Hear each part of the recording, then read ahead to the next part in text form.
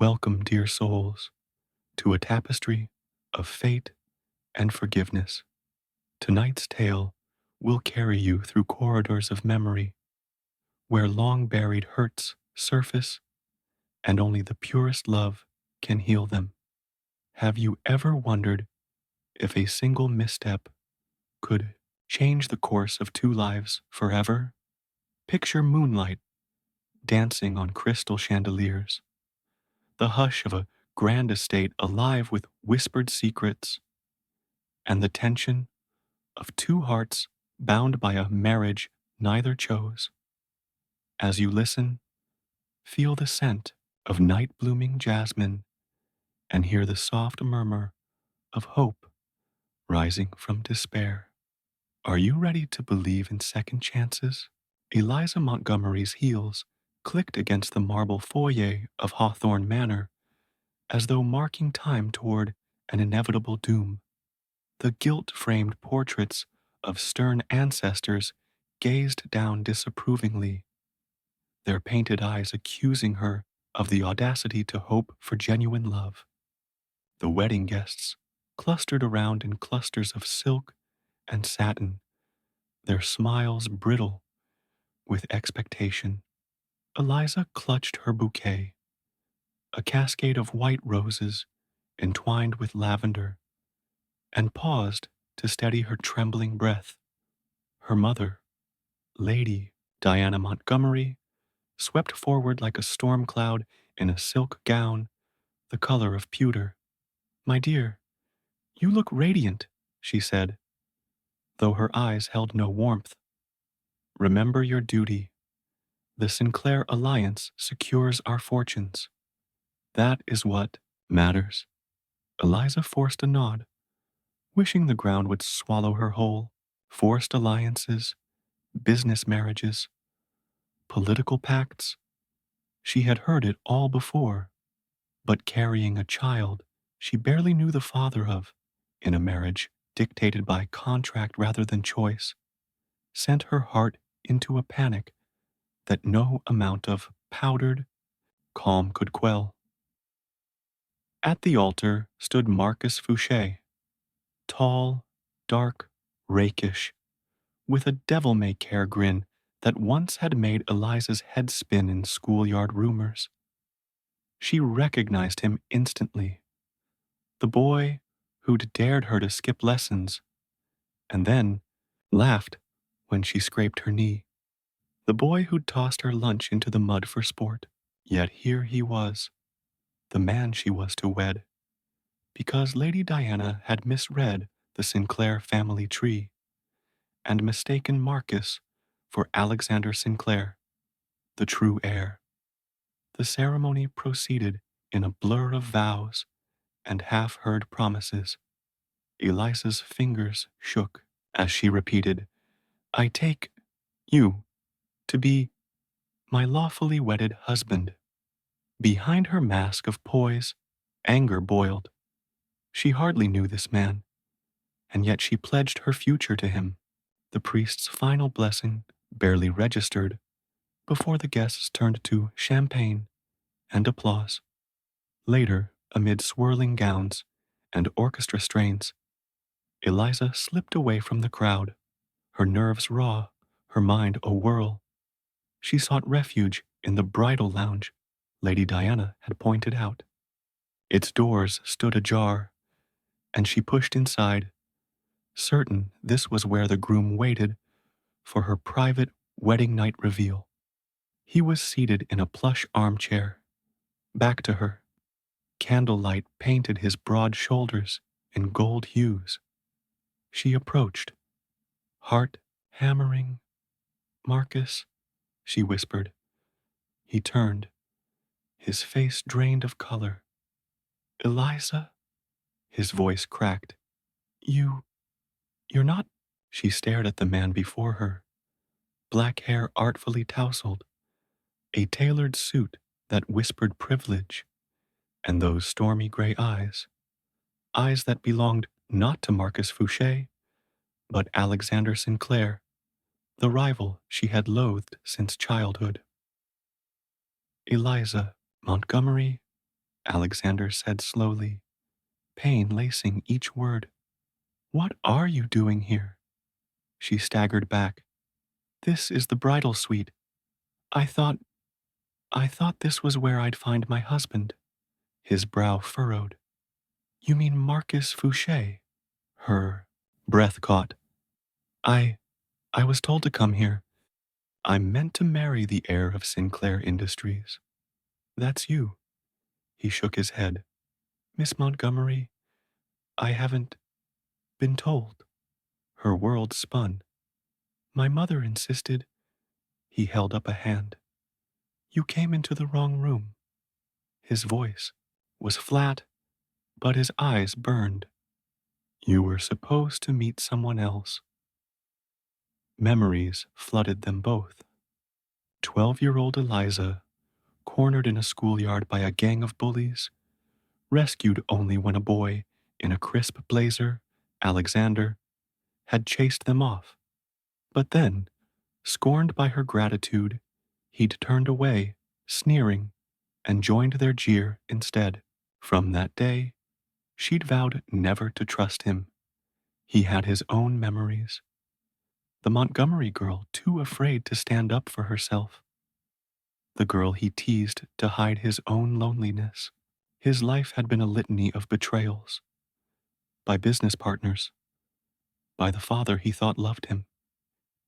Yet standing here now, he felt a pang of regret.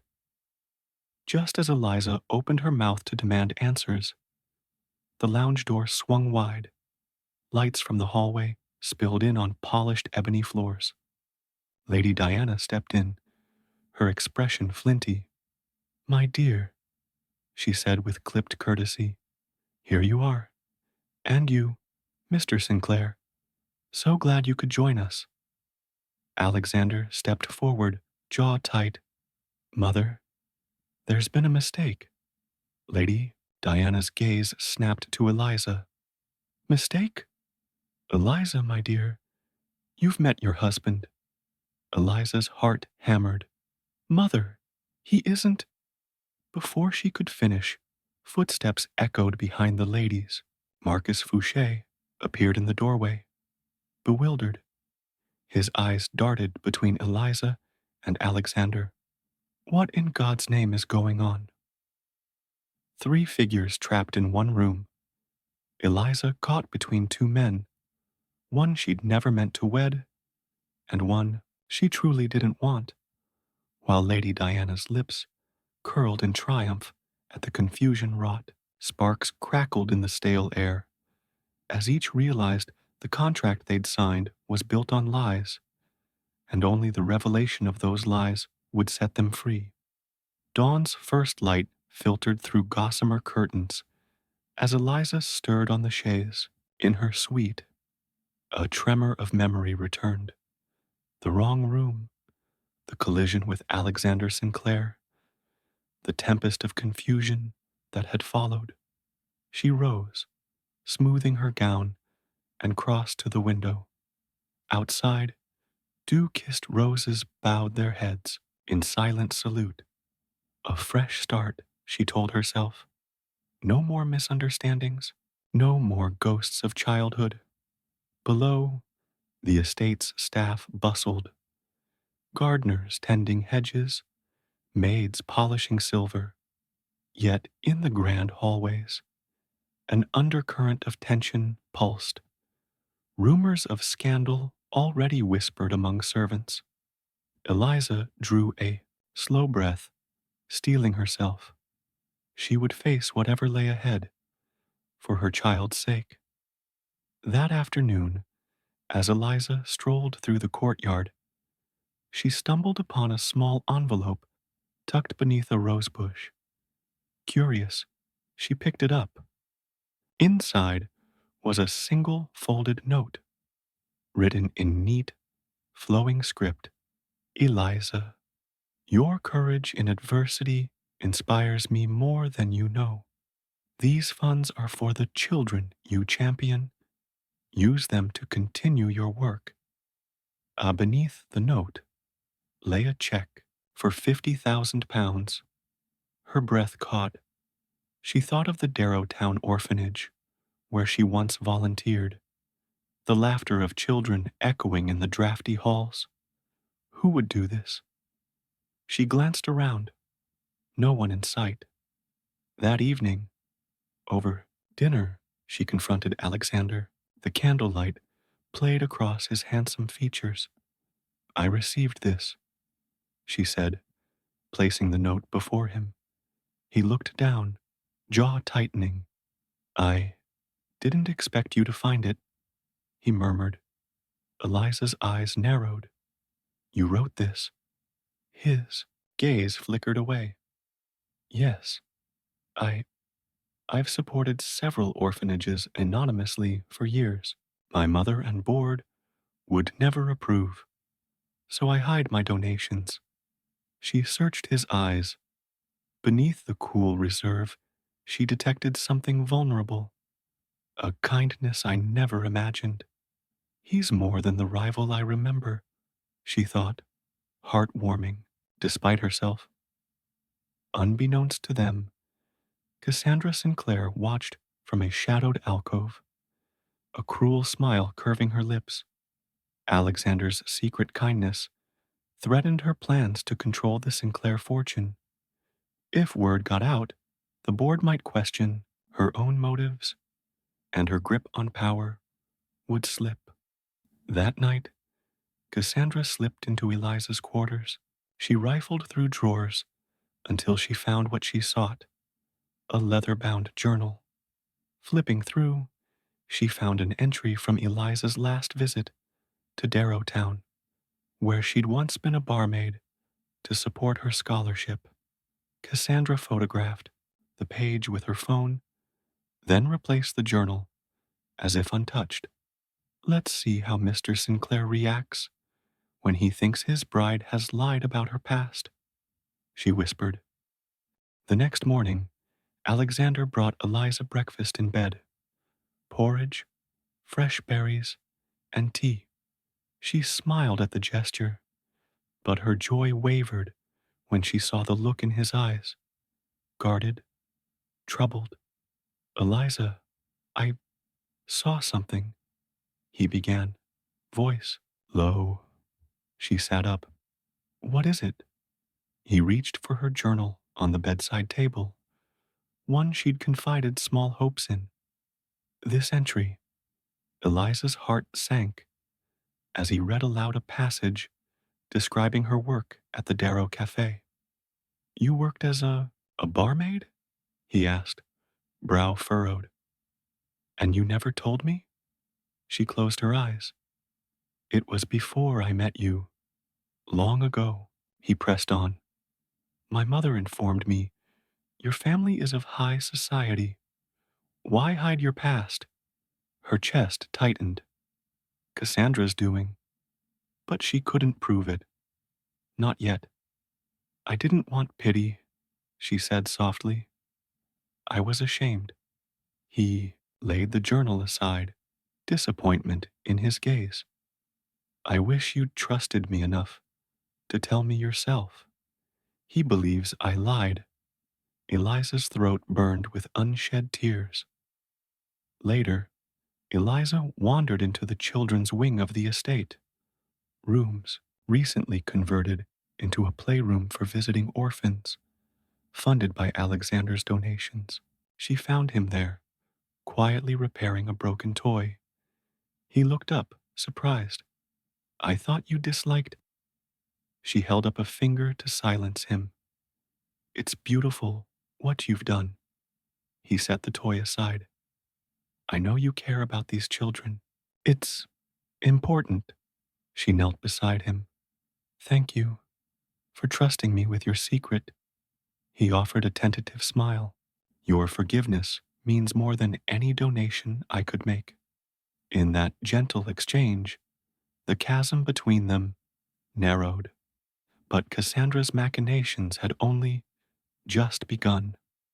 That evening, Cassandra invited Eliza to her private study under the guise of social pleasantries. The room was dim, lit only by a single lamp. Cassandra handed her a sealed envelope. For you, she purred. Eliza opened it. Inside was the photograph Cassandra had forged. Eliza, in a cafe uniform, serving coffee with a name tag. Below was a printed note. Prove you're the honest woman you claim. Confront Alexander yourself, or watch his public image and your reputation destroyed. Eliza's hands shook. Cassandra leaned forward, voice silk and steel. You have 24 hours. After that, the tabloids get everything. Eliza fled the room, tears blurring her vision. No, not my child's future. Yet every instinct screamed that Cassandra could not be trusted with the truth. Alexander found Eliza later in the moonlight greenhouse, its glass panels fogged and heavy with the scent of jasmine. Eliza, he said, voice gentle. She turned, knuckles white around the envelope. Cassandra's blackmailing me. She's forged evidence that I hid my past. His face darkened. Let me see. He opened the envelope, studied the photo, then looked at her. This is false. She closed her eyes, despair and relief mingling. But she'll show it to the press. She'll ruin you. He gripped her shoulders. I will destroy her first.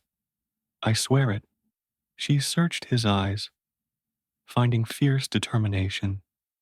I never thought I'd trust him with my heartbreak. That night, Alexander summoned his most loyal aide, Jonathan Crane, to his private office. Cassandra has dirt on Eliza. She's planning a smear campaign. Jonathan, tall, spectacled, fiercely loyal, nodded. I've intercepted her communications. She's forming alliances with rival board members. Alexander slammed a fist on the desk. Find proof of her forgeries. I want evidence to present to the board and the tabloids before she can act. Jonathan's eyes gleamed. Consider it done. Meanwhile, Eliza, sleepless and anguished, wandered the East Wing corridor where the morning light filtered through stained glass. She paused before a portrait of Lady Montgomery's grandmother, a stern woman who'd forged the family's fortune. Underneath, a plaque read, Duty before desire. Duty has brought me here. Desire. She pressed a hand to her heart. Desire has shown me kindness where I expected cruelty. She retreated to her room and penned a letter. Alexander, I owe you the truth. Every step I took was out of fear. Fear of pity, of losing your respect, of blemishing your name. But I see now that love demands honesty. I will go to the press if I must, but I want you to hear it from me first. I worked at a cafe to support my family. No shame in honest labor. Please believe in me as I believe in you. Yours, Eliza. She sealed it and placed it on his desk, hoping courage wouldn't abandon her when he read those words. The next morning, Alexander found the letter. His breath caught as he read her confession, her vulnerability laid bare on crisp stationery, memories of their small moments, her smile at the playroom, her gentle hand in his, flashed through his mind. He crumpled Cassandra's photo and tossed it into the hearth, watching it blacken. Eliza is no liar. She is the truest woman I know. Swiftly, he summoned Jonathan. Publish the evidence of Cassandra's forgery on all our channels. Then schedule a board meeting this afternoon. We end this now. As the first board members arrived and whispers filled the halls, Cassandra Sinclair sat alone in her study, a malicious grin on her lips. She tapped her phone. Did you plant the file where he'd find it? A smothered chuckle. All set. He'll read it at precisely 10 a.m. Cassandra rose, arms outstretched. Excellent. Let the house of cards fall. At precisely 10 Posakas a.m., the Sinclair board convened in the glass-walled conference room overlooking the rose gardens. Alexander entered with Jonathan Crane, confidence radiating from his measured stride. Cassandra sat at the head of the long mahogany table, her posture immaculate, mask of calm in place. Around her, board members murmured, casting curious glances between her and Alexander. Jonathan tapped his tablet. Ladies and gentlemen, I regret to inform you that Ms. Sinclair has engaged in forgery and blackmail against Mrs. Eliza Sinclair Montgomery. He swiped the screen to reveal Cassandra's forged photo next to a time-stamped log of her communications. Gasps echoed. Cassandra's eyes narrowed. This is preposterous. Fabrications, Jonathan continued. We have server logs, witness statements from estate staff, and communications intercepted by our security team all point to deliberate sabotage of both personal and corporate reputations. The board chairman, Lord Pembroke, peered over his glasses. Cassandra, do you have a response? She swallowed. I acted in what I believed were the interests of Sinclair Industries. Alexander rose. By destroying the reputation of an innocent woman and endangering our company's integrity. Your actions are indefensible. A tense silence fell. Then Lord Pembroke rapped his gavel. Effective. Immediately, Cassandra Sinclair is suspended from all board duties pending an independent inquiry. Cassandra's composure cracked for a fraction of a second, a victorious glint in Alexander's eyes. But he knew her capacity for vengeance was far from spent. That evening, as Alexander escorted Eliza through the moonlit rose gardens to celebrate the board's decision, Cassandra slipped away to the estate's utility tunnels, narrow, dusty corridors leading beneath the manor. Clutching the dossier she'd assembled earlier, she reached a heavy steel door marked Archives. Inside lay decades of Sinclair family records. She placed the dossier atop an oak table, flipping it open. The documents detailed the circumstances of Alexander's father's death 10 years prior, a fatal accident labeled a mechanical failure in Sinclair Industries Auto Labs. At the bottom of the file, in crisp type, lay a notation, testing, sabotage protocol, authorized by C. Sinclair. Cassandra inhaled sharply. This was her insurance policy. Concrete proof that Alexander's father had been murdered. By her. She packed the dossier into her briefcase, her lips twisting into a triumphant smile. If I can't have Sinclair's power, I will watch it burn. Unaware of Cassandra's night mission, Eliza and Alexander returned to the East Wing. Eliza felt lighter than she had in weeks. You were brilliant today, she whispered, hand in his. He bent to kiss her forehead. For you, always. They paused before an ornate tapestry. Alexander traced a seam. There's a hidden door here, he murmured. Father used to sneak through these passages. Curiosity piqued. He eased the panel aside, revealing a narrow stairwell spiraling into darkness. Let's see where it leads. At the base of the stairs lay a cavernous room, walls lined with shelves of dusty files and boxes. Moonlight spilled through a small grate overhead. Alexander's flashlight beam danced across the stacks until it fell on a metal filing cabinet with fresh footprints in the dust. He frowned. Someone's been here. Eliza swallowed. Who? Before. He could answer. He found the open dossier, its pages fluttering. His chest tightened as he recognized the header. Internal Investigation, Sinclair Industries, 2015. His breath caught at the authorization line. Cassandra Sinclair. Eliza. His voice trembled. She killed my father. Eliza reached for his hand. We'll bring her to justice. He nodded, eyes shining with resolve. And grief. My enemy is closer than I thought. As thunder rumbled overhead, Alexander pocketed the dossier. In the shadows beyond the grate, Cassandra's silhouette watched, unseen by the pair. She whispered to herself, soon, Sinclair will kneel before me. In that moment, the truth lay bare. But so did new dangers. Would their nascent love survive the storm to come?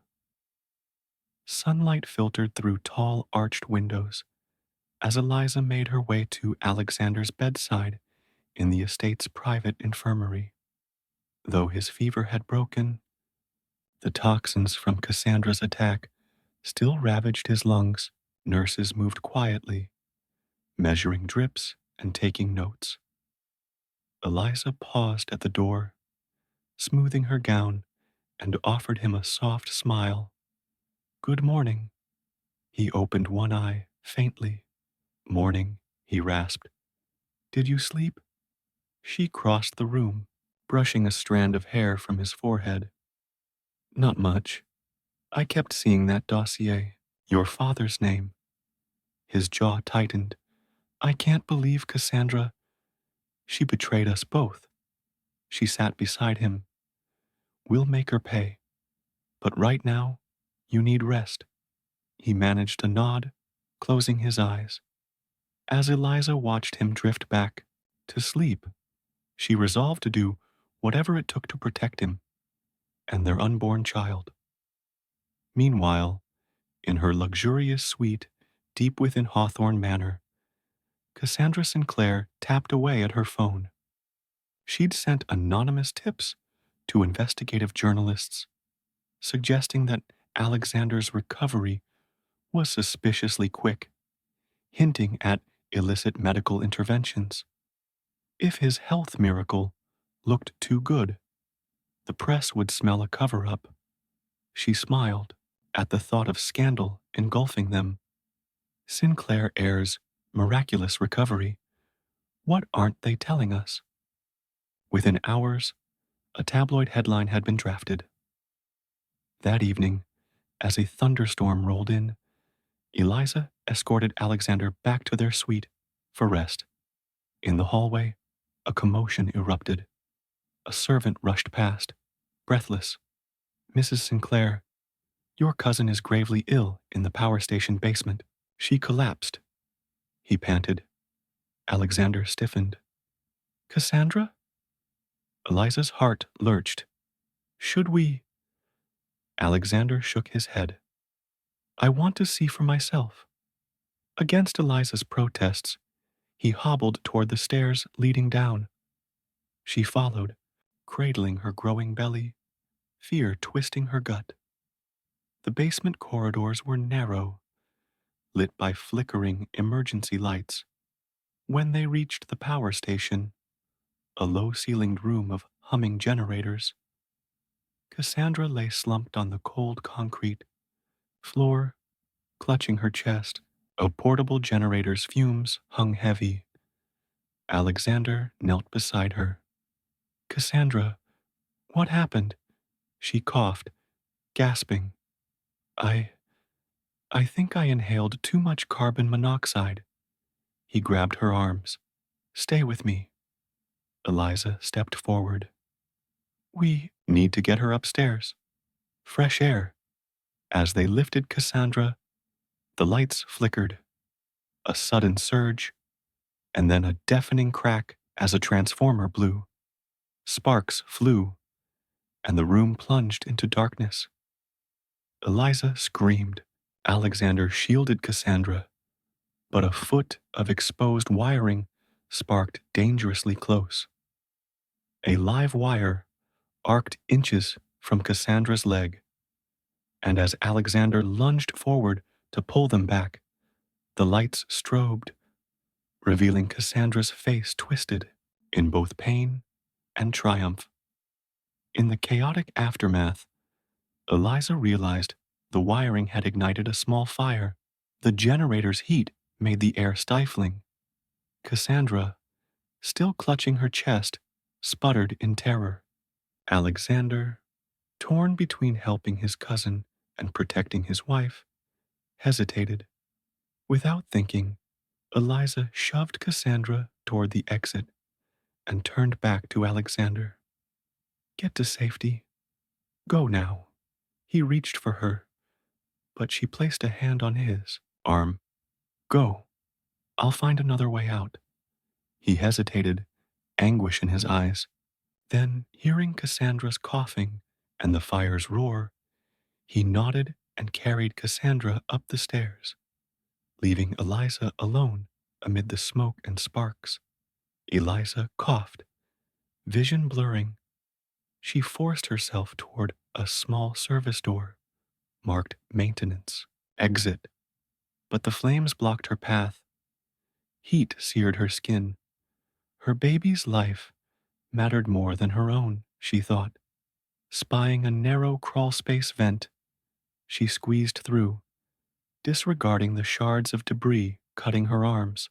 The smoke choked her lungs, but she crawled on, determined to escape and get help. Eliza emerged into a service corridor soaked with flickering light.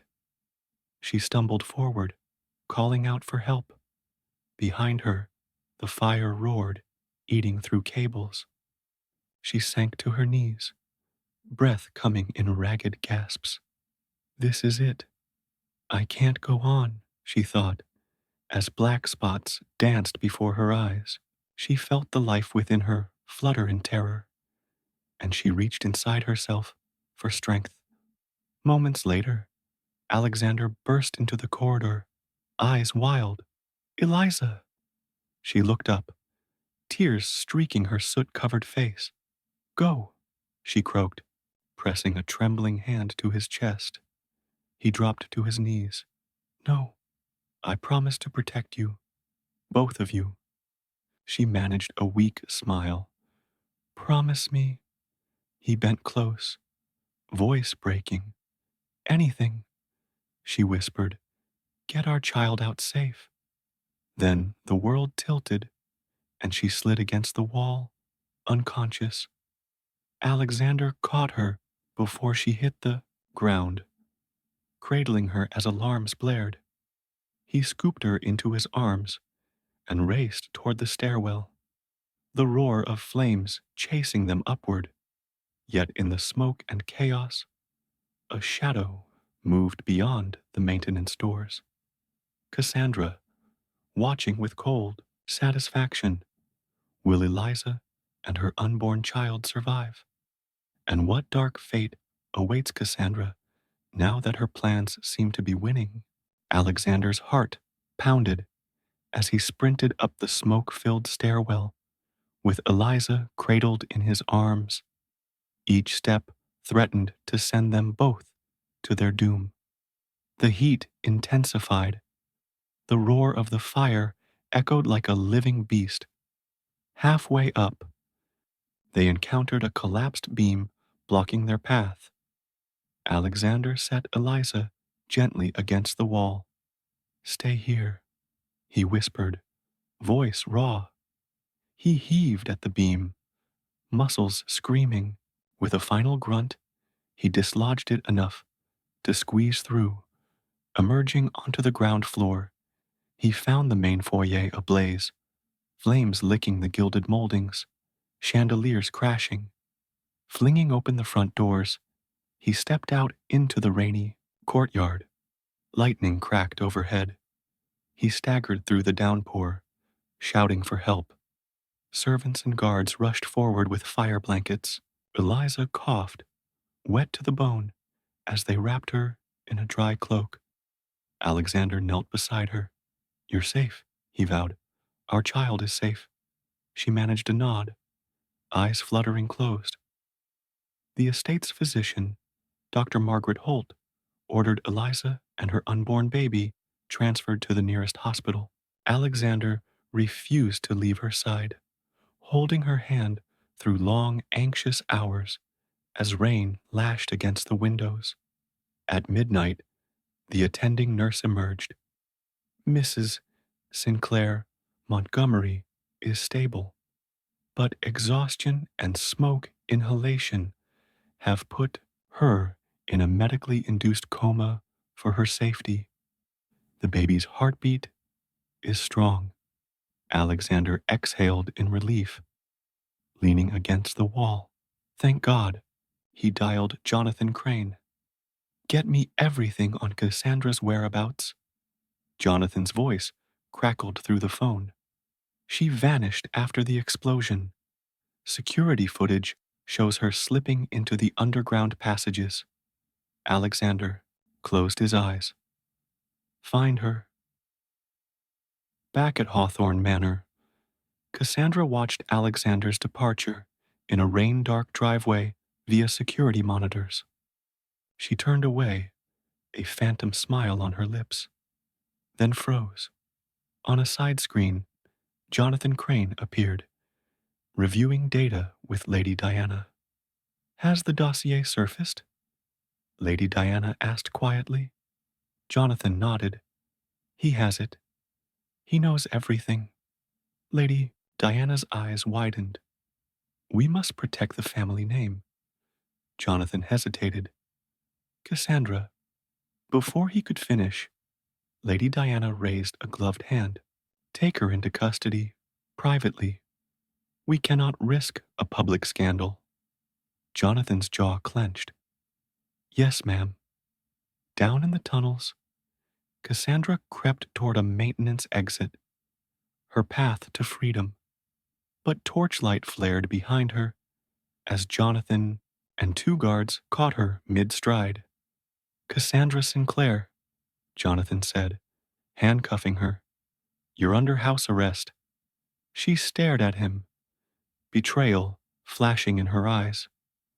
You sold me out?" Jonathan's voice was regretful. "The family comes first." She was led away. Her reign of terror paused, but far from over. 2 days later, Alexander sat beside Eliza's hospital bed. Through the clear IV lines, her face was pale, but peaceful. The baby monitor beside him squeaked each heartbeat in rhythmic comfort. Dr. Holt entered, placing a gentle hand on his shoulder. "Your wife is showing signs of waking, but her oxygen levels are low. We need her to breathe deeply." Alexander rocked Eliza's hand. "I know. Please, doctor. She must wake." That evening, as the rain eased to a drizzle, Eliza's eyelids fluttered. She exhaled shakily and squeezed Alexander's hand. He leaned forward, tears in his eyes. "You're back." She tried to speak, but could only whisper hoarsely, "Our baby, safe." He brushed a tear from her cheek. "Yes, our miracle." She closed her eyes again, drifting between worlds. In her mind, she relived the moment in the power station, pushing Cassandra to safety, finding the crawl space, feeling the smoke invade her lungs. A fierce protectiveness surged in her. She would do it again, without hesitation. Late that night, Alexander was roused by a knock. Jonathan Crane entered, looking grave. "Sir." You should see this. He handed over a tablet displaying a news alert. Breaking. Heir to Sinclair fortune. Mysteriously collapses at Hawthorne Manor. Reports suggest Mrs. Sinclair Montgomery caused the explosion in the power station. Witnesses say she fought with Cassandra moments before the blast. Alexander's jaw dropped. What? That's impossible. Jonathan's eyes were sorrowful. Somebody leaked that to the press. They've already drawn conclusions. Alexander's mind whirled. Had Eliza's sacrifice been twisted into betrayal? Shadows of doubt crept in, yet he remembered her whispered promise to protect their child. He rose, resolve hardening. We'll clear her name. The next morning, Alexander, resilient despite exhaustion, stood at the hospital window, gazing at the gray skies. Despite Cassandra's arrest, her influence had infected the press. He sent instructions to Jonathan. Gather witness statements from the guards who rescued Eliza. Record Dr. Holt's account. Publish immediately. Meanwhile, in her hospital room, Eliza lay still, breathing steadily, fighting through the haze of medicine. In her dreams, she saw Alexander's face, etched with pain and determination. Alexander returned to her bedside, placing a hand over hers. You saved her, he told Dr. Holt, motioning to the monitor. Our child owes their life to my wife's bravery. Dr. Holt nodded. Without her quick thinking, both would have perished. He bowed his head. My wife's love is stronger than any fire. As sunlight finally pierced the clouds, heralding a brighter day, Alexander arranged a press conference in the hospital lobby. Flanked by Dr. Holt and Jonathan, Alexander faced a wall of reporters. Cameras flashed. Thank you for being here, he began. Recent reports have mischaracterized my wife's actions during the power station incident. Let me be clear. Eliza Sinclair Montgomery acted to save my cousin and our unborn child, risking her own life without hesitation. He presented video testimony from security guards and medical reports confirming Cassandra's sabotage and Eliza's selfless heroism. My wife is not the villain. The true culprit, Cassandra Sinclair, has been taken into custody. The infant and mother are both stable and recovering. A murmur of relief ran through the room. Alexander's unwavering love and Eliza's bravery shone through the doubts.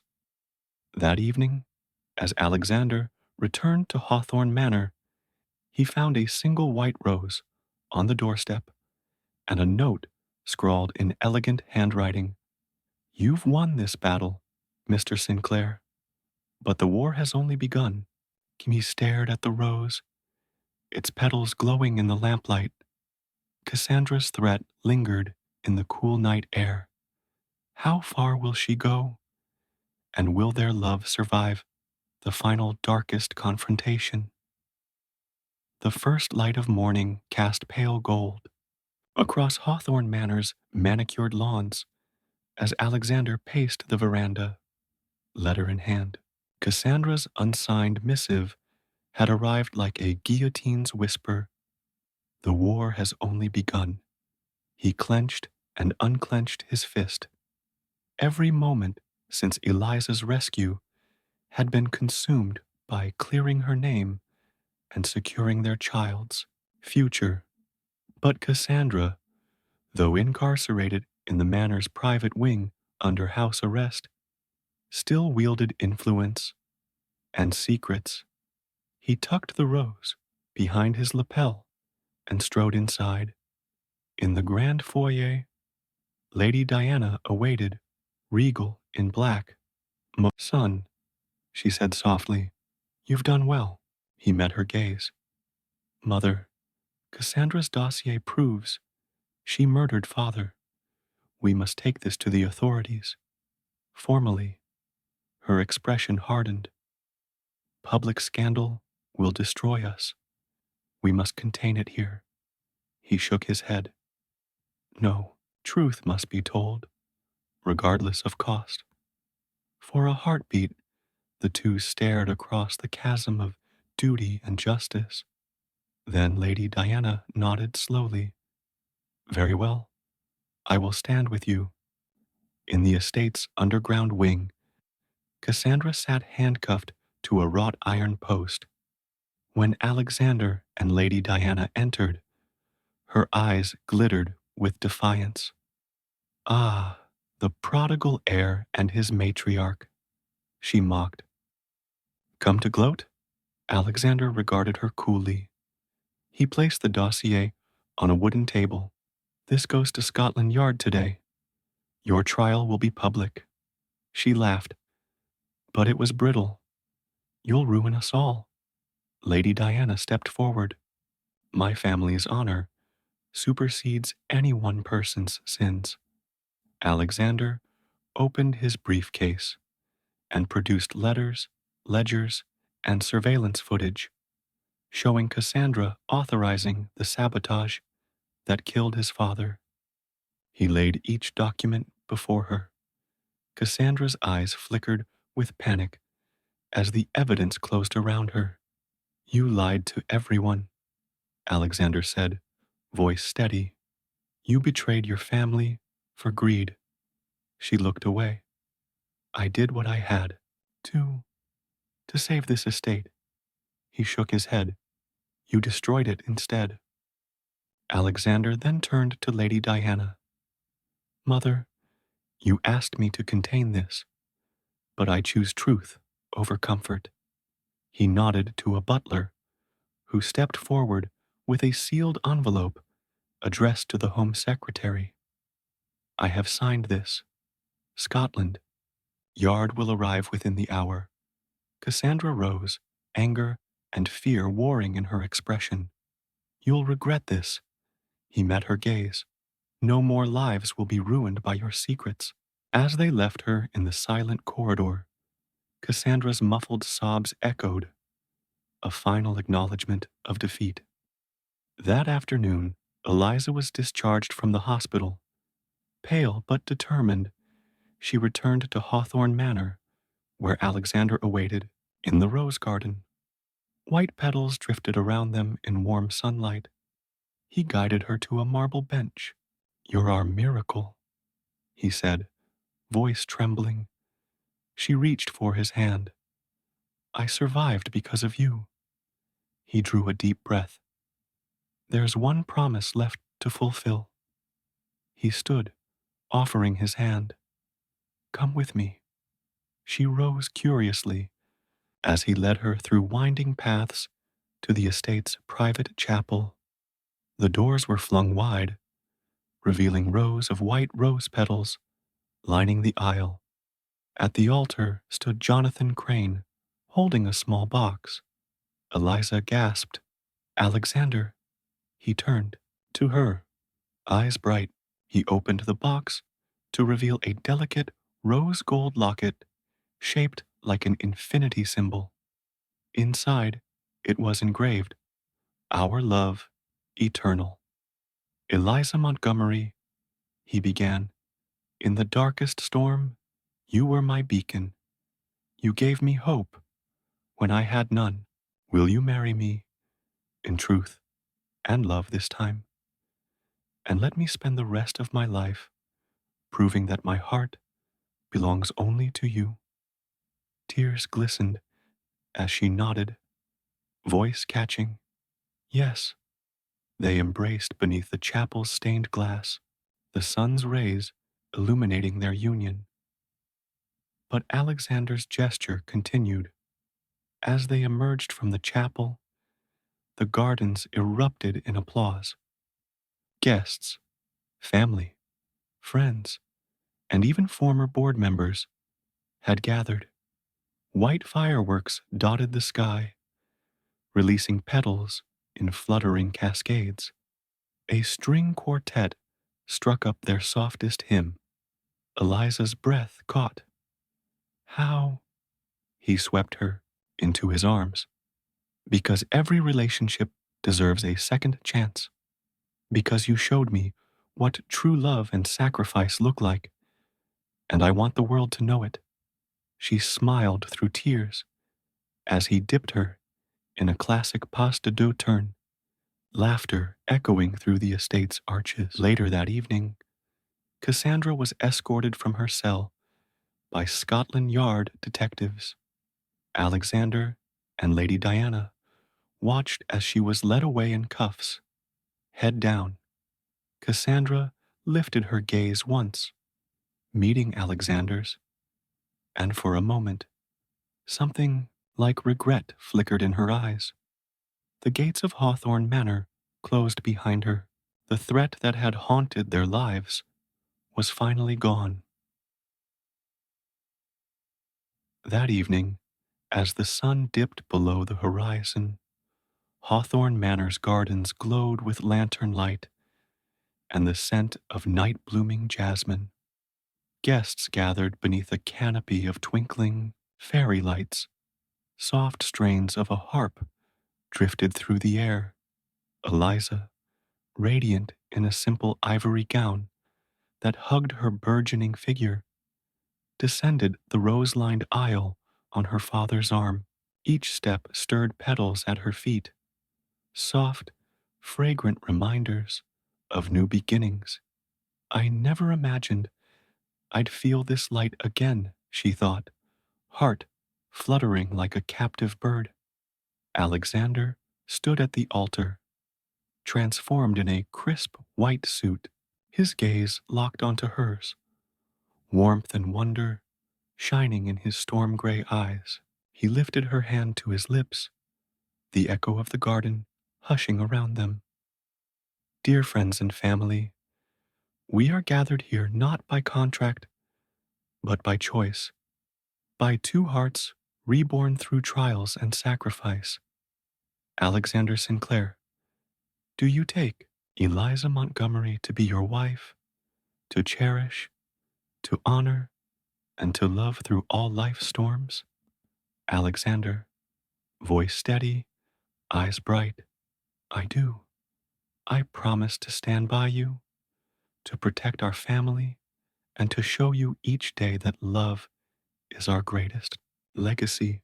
Jonathan and Eliza Sinclair Montgomery, do you take Alexander Sinclair to be your husband, to uplift him with kindness, to share in joys and burdens, and to walk beside him in faith? Eliza drew a shaky breath. I do.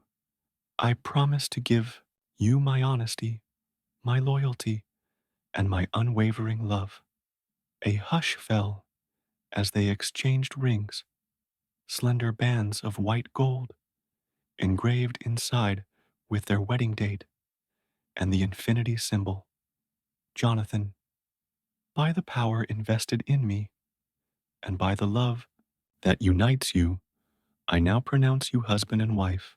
You may kiss the bride. Alexander lifted Eliza into a tender embrace. Their kiss was brief but electric, a spark that set fireworks of laughter and applause among the assembled guests. That same night, Cassandra Sinclair appeared in a London courtroom, escorted by Scotland Yard detectives.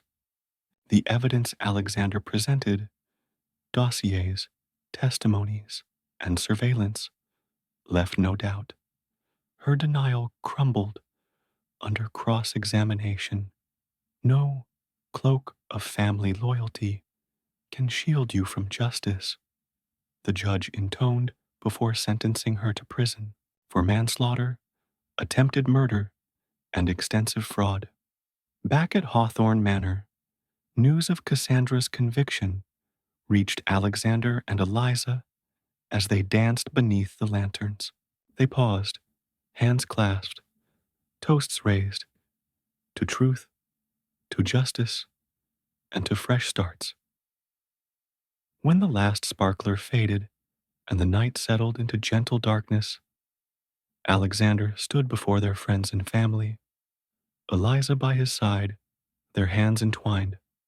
Tonight, he began, voice firm, we celebrate more than a wedding. We celebrate the triumph of love over deceit, compassion over vengeance, and honesty over fear. Eliza squeezed his hand and added, true love asks that we lay down our pride and embrace vulnerability. It demands sacrifice, not for gain, but for the well-being of another. If we had chosen suspicion over understanding, we would never have found each other again. A warm hush fell as their words sank in, hearts stirred by the story of two souls healed by forgiveness. Under the glow of the moon and the soft chorus of crickets, a close friend offered a blessing. May your days be filled with grace and gratitude, your hearts ever open to forgiveness, and your home a sanctuary of hope and healing. May you teach your child the power of courage tempered by kindness, and may your love shine as a beacon to all who believe in the second chances. Dear listener, our journey with Alexander and Eliza reminds us that love is not found in perfect beginnings, but in braving the storms together, revealing our true selves, and trusting one another when the night seems darkest. Did this story touch your heart? Share your thoughts below and subscribe for more tales of hope, sacrifice, and the enduring power of love.